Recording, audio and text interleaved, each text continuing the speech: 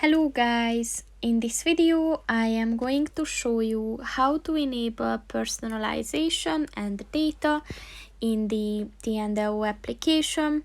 But first I just want to mention, don't forget to subscribe to my channel, because at 10,000 subscribers I am going to show you my whole YouTube revenue statistics and growth strategy, as well as how to make money online.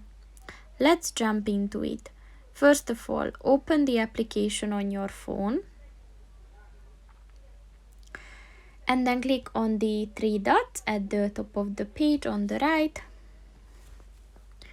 and then click on the settings button,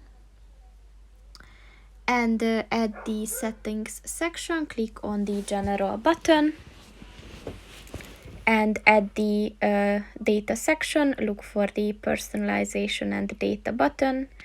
And in order to enable it, just click on the white circle next to it. And once it turned green, this function is enabled. So that's pretty much it for this video, guys. See you in the next one. Goodbye.